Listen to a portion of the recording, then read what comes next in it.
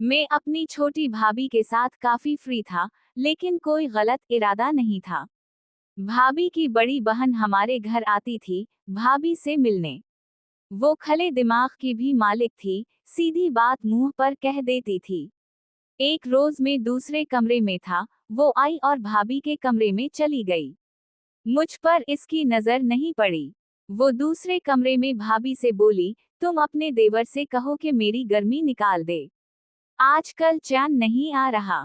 पहले तो भाभी उसे डांटने लगी, लेकिन जब उसने काफी मिन्नत की तो भाभी बोली, मैं उसे बोलूंगी, अगर वो माना तो तुझे मैसेज कर दूंगी। अगले रोज भाभी ने ये सब कुछ मुझे कहा। मैं तो सब कुछ पहले जानता था। मैंने कहा, भाभी ऐसे मुझे डर लगता है, आप भी कमरे में रहना। वो मान गई। अगले रोज भाभी के सामने इसकी बहन पर मेहनत शुरू कर दी। कुछ देर तो भाभी चुप रही, लेकिन फिर बोली, मुझसे भी बर्दाश्त नहीं हो रहा। मुझे भी शामिल करो। फिर मैंने दोनों बहनों को एक साथ। पूरी कहानी सुनने के लिए चैनल सब्सक्राइब कर दो। मैंने सोचा भी नहीं था कि जिंदगी मुझे एक ऐसे मोड़ पर ले आएगी जहां दिल और दिमाग की जंग शुरू हो जाएगी।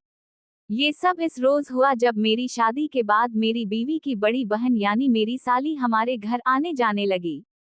उसका नाम हटा दिया गया था। वो उम्र में मुझसे कुछ साल बड़ी थी, लेकिन अंदाज और रवैये में बहुत संजीदा और नरमी से भरी हुई थी। शुरू में वो सिर्फ अपनी बहन से मिलने आती थी, लेकिन आहिस्ता आहिस्ता हमारा आमना सामना ज्यादा होने लगा। कभी वो खाने में मदद कर देती, कभी बच्ची को संभाल लेती, कभी मुझे किताब पढ़ते देखकर पूछती, क्या पढ़ रहे हो। मैं हमेशा रस्मी सा जवाब देता, लेकिन मुझे अंदाजा हो रहा था कि इसके सवालों में दिलचस्पी बढ़ रही है। एक रोज मैं लॉन में बैठा था, वो भी आकर बैठ गई। बोली, तुम्हारा अंदाज दूसरों से मुख्तलिफ है।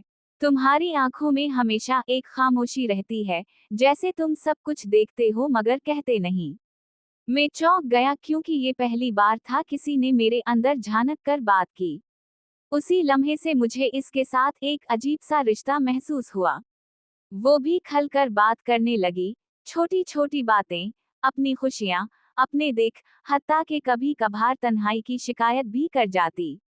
मैं सुनता और खामोश रहता, लेकिन दिल के अंदर एक नरम गोशा बनता जा रहा था। एक शाम बारिश हो रही थी, मैं छत पर खड़ा बूंदों को महसूस कर रहा था। वो अचानक आई और बोली, बारिश हमेशा मुझे इतना उदास कर देती है। लगता है जैसे दिल के सारे जख्म ताजा हो जाते हैं। मैंने पूछा, ऐसा क्यों? वो मुस्कुराई, मगर आंखों में नमी थी। कभी कभी इंसान के पास सब कुछ होता है, मगर फिर भी वो तन्हा रहता है। इसके अल्फाज सीधा मेरे दिल पर लगे। इस लम्हे मैंने महसूस किया कि वो अंदर से कितनी खाली है। आहिस्ता आहिस्ता हमारी बातों का दायरा बढ़ता गया। वो मुझे अपने ख्वाब बताती, अपनी महरूमियां, और मैं उसे अपने इरादे और कमजोरियां। कई बार ऐसा हवा कि वो खुद कहती, तुम्हें पता है, तुमसे बात करके लगता है जैसे दिल हल्का हो गया हो। अगर तुम ना होते तो शायद मैं ये सब कुछ किसी को ना बता पाती। इसके ये जुमले मुझे अंदर तक हिला देते। एक रोज वो किचन में खड़ी चाय बना रही थी, मैं पास से गुजरा तो उसने हंसकर कहा, तुम कभी कभार इतना खामोश क्यों हो जाते हो? क्या सोचते रहते हो? मैं रुक गया और सिर्फ इतना कहा, तुम्हारे बारे में। ये सुनकर वो लम्हा भर को चुप हो गई। इसकी आंखों में एक हैरत और खुशी दोनों थी। इस दिन के बाद हमारे बीच की खामोशी मजीद बामनी हो गई। वक्त गुजरता गया और हमारे दिल एक दूसरे के करीब आते गए। हमें एक कश्मकश भी साथ चल रही थी। मैं जानता था ये रिश्ता आम नहीं है। वो रास्ता था जिस पर चलने की हिम्मत और कुर्बानी दोनों दरकार थी। वो कई बार कहती, मैं नहीं चाहती कि मेरा दिल किसी गैर के पास जाए, तुम ही हो जिस पर मुझे यकीन है। इसके अल्फाज मेरे लिए बोझ भी थे और सुकून भी। एक रोज हम दोनों बाग में बैठे थे। उसने धीरे से कहा, काश तुम मुझे पहले मिले होते, मेरी जिंदगी शायद और होती।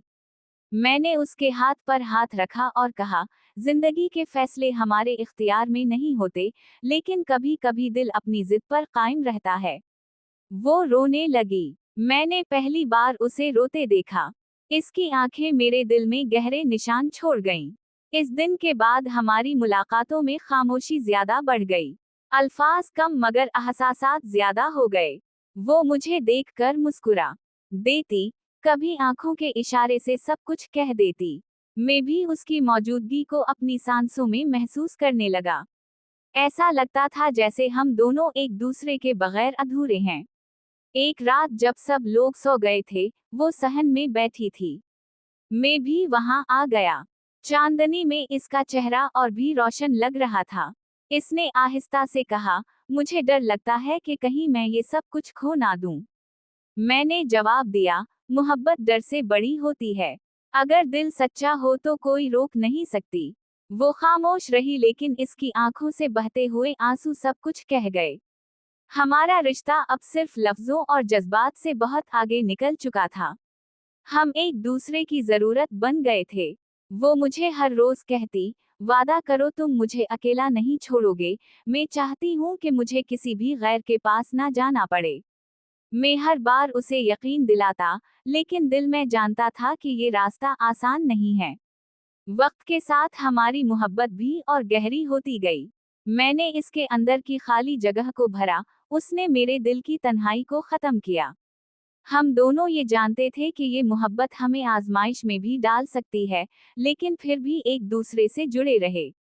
कभी कभी मैं सोचता हूँ कि ये सब ख्वाब था या हकीकत, लेकिन आज भी जब इसकी मुस्कुराहट मुझे याद आती है तो दिल मुतमईन हो जाता है।